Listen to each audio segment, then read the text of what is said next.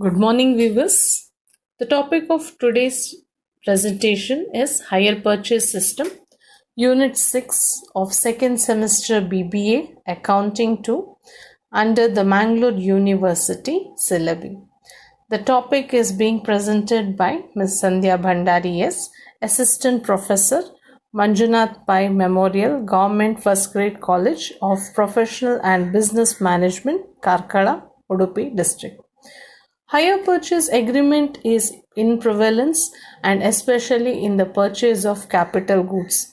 When I say capital goods, it can be the machineries, the huge machineries which are employed in the factories, the vehicles, and similar other capital assets which are being used for the production purposes. So these huge machineries or capital goods are being purchased under this particular system. So let us understand what is hire purchase, the various important concepts of hire purchase, the methods of calculation and accounting for hire purchase. So let's begin with the meaning. The hire purchase agreement means an agreement under which goods are let on hire and under which the hirer has an option to purchase them in accordance with the terms of the agreement. So here it is an agreement where goods are being given on a rental basis where the user has the right to make use of the asset but is not the owner of the asset as per the terms of agreement. So let us see the other features of hire purchase. Along with the basic feature that the purchaser gets the right to use the asset, the purchase agreement has to also include the amount agreed upon, the number of installments to be paid, the amount to be paid. Also, the most important point to be noted, the property in the goods, that is, ownership of the goods is passed to the hire purchaser only on the final payment of the installment. Only when the last and the final installment is being paid, only then the hire purchaser becomes the owner of the asset. Hire vendor is the other name for the seller of the asset, and he has the right to terminate the agreement at any time before the property so passes on to the purchaser. So let us see the contents of hire purchase agreement. Hire purchase is governed by the Hire Purchase Act of 1972. According to Section 4 of the Hire Purchase Act 1972, every hire purchase agreement must state and include the hire purchase price of the goods, the cash price of the goods, where the hire purchaser, if he has sufficient funds, can purchase it for cash. Then the date on which the agreement shall be deemed to have commenced, that is, the agreement from where it starts, the number of installments, amount of each of those installments, the date or the mode of determining the date upon which it is payable, the person to whom and the place where it is payable, the goods to which the agreement relates, the manner sufficient to identify them. So these are the contents of hire purchase agreement which has to be included mandatorily. The important terms, the important concepts without which we cannot go ahead into the chapter. So the first and the foremost term is hirer. Hirer means a person who obtains or has obtained possession of the goods from an owner under a hire purchase agreement. He is also known as hire purchaser. So the person gets only the right to use the assets and take the benefit of it, but does not receive the ownership. Ownership is passed on only when the final amount of installment has been paid. Hire vendor, that is the seller of the asset, is a person who delivers or has delivered the possession of the goods to the hirer under a hire purchase agreement. Cash price. Cash price means the price which the goods may be purchased by the hirer for cash. As mentioned earlier, the hire purchaser, in case of sufficient funds, can go for the lump sum payment and purchase the goods. To understand, the further point to be noted, cash price includes the down payment which is required to be paid by the hire purchaser. The next important term is down payment. What is down payment? We generally hear this term. Down payment means an initial payment payable by the hirer at the time of entering into a hire purchase agreement. So the moment the agreement is being signed, the hire purchaser is required to pay a certain percentage of cash price as down payment. And the rest of the balance will be paid in installments, which will be fixed in agreement with the hire purchaser. The most important, hire purchase price. So what does hire purchase price include? It is that amount which an hire purchaser has to pay for purchasing the capital asset. So which is highlighted in bold. It includes any sum so payable by the hirer under the hire purchase agreement by way of deposit or other initial payment. So hire purchase price includes cash price plus interest on outstanding balances.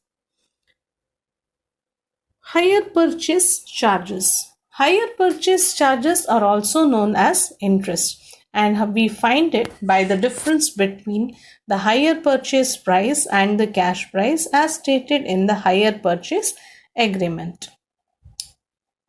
The next, we shall look into the features of hire purchase agreement.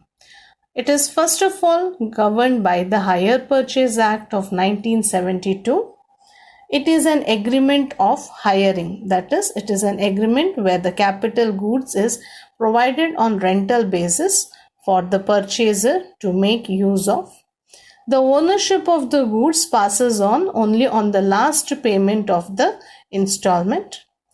The hire purchaser can return the goods without further payment except for accrued installment. Accrued installment is to mean any unpaid installment.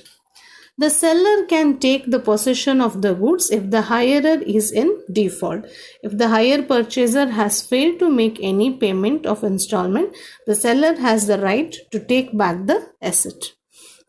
Hirer cannot hire out, sell, pledge or assign entitling transferee to retain possession as against the hire vendor.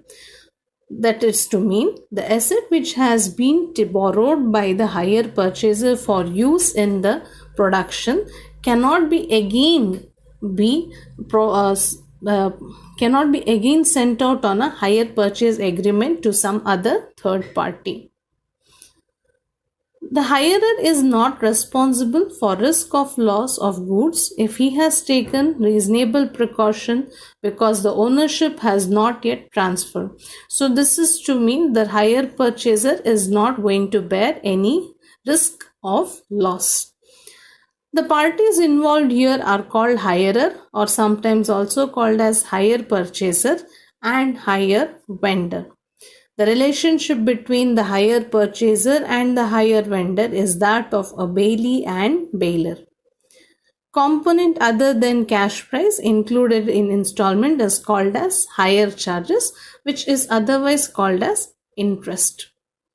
Let us see the differences. The difference between sale and hire purchase, difference between hire purchase and installment purchase agreement. So now we shall have a look as the difference between the sale and hire purchase. In the case of sale, ownership passes from seller to buyer, whereas in case of hire purchase, there is no such transfer of ownership. Ownership passes only after the last installment is paid. In the case of sale, seller cannot take back the goods if the buyer fails to pay the money. But in case of hire purchase, seller can take back the goods if the buyer fails to pay the installments. The next difference is that In the case of sale, buyer does not return the goods, but in case of hire purchase system, the buyer can return the goods.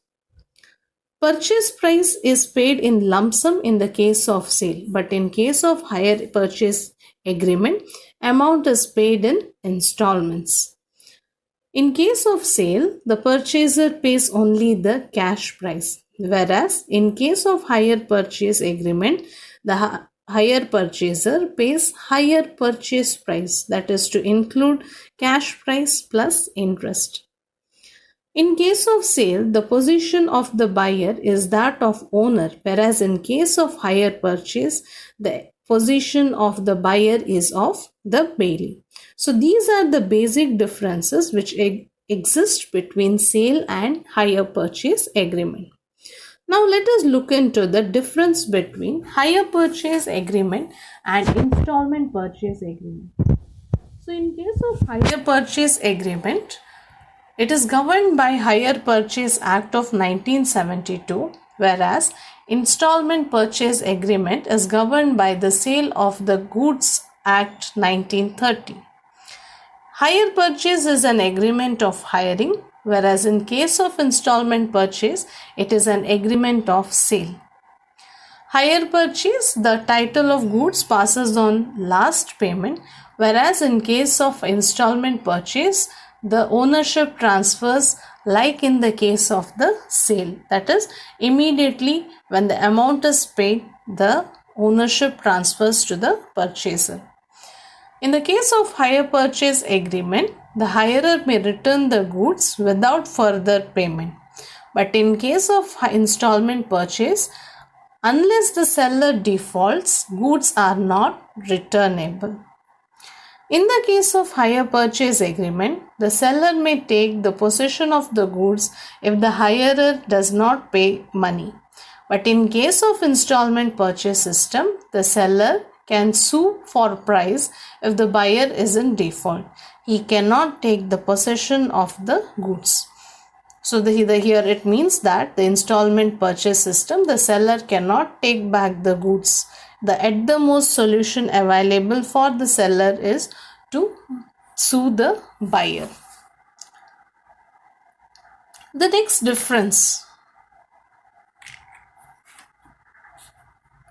is that hire purchase, in the case of hire purchase agreement, hirer cannot hire out or again pass on the asset in the under hire purchase agreement. But in case of installment purchase system, the buyer can dispose of the goods to some other third party and give a better title. In case of hire purchase agreement, the hirer is not responsible for the risk of loss of goods, but in case of the installment purchase system, the buyer is responsible for the loss of goods because the ownership has already been transferred to the buyer. In case of hire purchase agreement, the parties are called as hire purchaser and hire vendor. But in case of installment purchase system, the parties are called as buyer and seller. The relationship between the purchaser and buyer in case of hire purchase is that of bailee and bailor, whereas in case of the installment purchase agreement, the relationship between the buyer and seller is that of a debtor and creditor till the last installment is paid. In both the cases, component other than cash price is called as hire charges or interest, which represents the same amount which is charged as interest. Let us see the calculation of interest.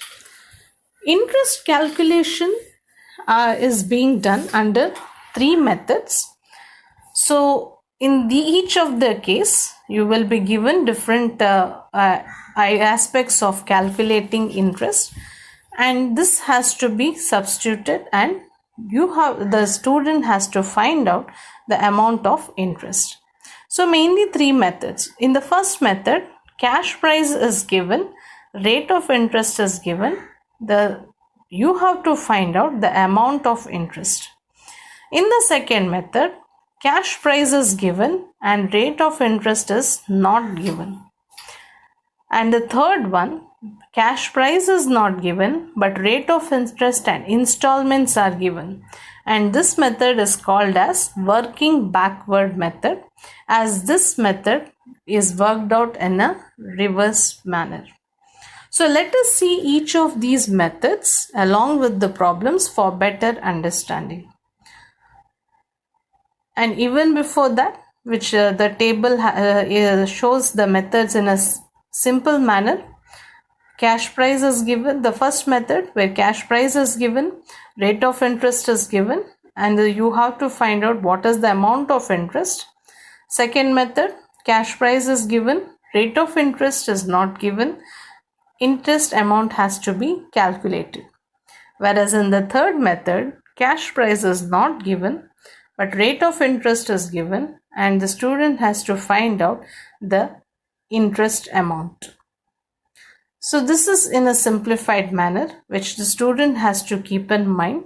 Observe what aspect of calculation has been given and calculate accordingly by understanding which method has to be followed.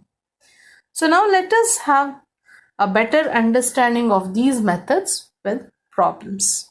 So the first method where cash price and rate of interest are given. Let us analyze the problem and then find out the solution. So the question is, calculate the interest amount to be paid every year. Cash price rupees 7,92,500. Cash down payment is 20%. 4 equal annual installments together with interest at 10% per annum commencing from the end of the first year. So in this question, point to be noted, as mentioned, cash price is given, that is 7,92,500. Cash down payment is given in terms of percentage, 20%. So how are we going to calculate this? You are going to multiply with the cash price, 7,92,500 into 20%, and 4 equal annual installments with the interest of 10% per annum together with interest. That means the installment amount also includes the interest which has to be paid, and it commences at the end of the first year. So that is to be understood that when the first year comes to the end, the first installment has to be paid. So now let us look into the solution. So first step, you calculate the cash down payment, which explained earlier, 7,92,500, which is the cash price, multiplied by 20% gives the amount down payment, which is rupees 1,58,500. So balance of amount to be paid in installment is cash price minus down payment. So 7,92,500 minus 1,58,500. So the balance amount is rupees 6,34,000. This amount has to be paid in 4 equal annual installments. Annual is to mean your yearly installments. So when I divide 6,34,000 by 4, the annual installment also amounts to 1,58,500. Now let us work out the interest. The cash price is given, rate of interest is given, and now we are calculating the amount of interest. So we begin in the first year with the balance figure, the balance figure being 6,34,000. On the 6,34,000, we charge interest at 10% per annum, which is given in the question. So the opening balance plus interest which is payable is 6,97,400. From this we deduct the installment plus the interest. So installment is 1,58,500 plus the interest which we have received in the column, that is C, 63,400. We arrive at 2,21,900. So I deduct this amount from the column number 4, 6,97,400 minus 2,21,900. So I arrive at the closing balance of 4,75,500. The closing balance at the end of the first year becomes the opening balance for the second year. So I carry down the same amount, 4,75,500. Again, charge interest at 10% per annum. Add the interest with the opening balance. So that will amount to 5,23,050. Deduct the installment along with the interest. So I arrive at the closing balance of 3,17,000. The same manner is being applied to calculate the interest for the third and the fourth year. At the end of the fourth year, the closing balance will become nil. So this is how we find out the interest and the cash price. Now further, we have to find in the second method, when the cash price is given and the rate of interest is not given. So in the first method, both the aspects were given. In this question, the one of the aspect is missing, that is the rate of interest. So let us go through the question and solve it. Calculate the interest amount to be paid every year. Cash price is 7,92,500. Cash down payment is 20%. 4 annual installments of rupees 2 lakh each commencing from the end of the first year. So as mentioned, the rate of interest is absent. So how are we going to solve? This is the question. So let us see how are we going ahead. As we have done in the earlier solution, similarly, first we shall calculate the cash down payment, which is given 20% of the cash price. So 7,92,500 into 20% will give me 1,58,500. Higher purchase price we shall calculate in order to find out what is the interest that has been charged. So higher purchase price is equal to down payment plus installments. So down payment we have calculated 1,58,500 plus rupees 8 lakhs. 8 lakhs is arrived at by 2 lakh annual installment multiplied by 4 years. So that will be 8 lakhs. So altogether the higher purchase price is rupees 9,58,500. The higher charges or the interest component is calculated by deducting the cash price from the higher purchase price. So higher purchase price minus cash price, 9,58,500 minus 7,92,500, which will be equal to rupees 1,66,000. So the total interest component for 4 years is rupees 1,66,000. This has to be apportioned among the 4 years, and to apportion it among the 4 years, we are going to find out the ratio of higher purchase price in the beginning of each year. So a table is prepared like this with year, opening balance, installment and closing balance. So the opening balance is 8 lakhs. After deducting the down payment, which has to be paid in installments, is 8 lakhs. So at the end of the first year, 2 lakh is paid. So the closing balance is 6 lakhs. The closing balance of the first year becomes the opening balance of the second year. At the end of the second year, again 2 lakhs is paid. So the closing balance is 4 lakhs. For the third year, the opening balance is 4 lakhs. From this, again, at the end of the year, deduct the payment of 2 lakh as installment. So 2 lakh is left behind at the end of the third year. At the beginning of the fourth year, the installment opening amount is 2 lakh. Installment is also 2 lakh, and the account closes at the end of the fourth year. So the ratio of outstanding higher purchase price at the beginning of the year. We refer the second column in the table. So it is in the ratio of 8 lakh is to 6 lakh is to 4 lakhs is to 2 lakhs.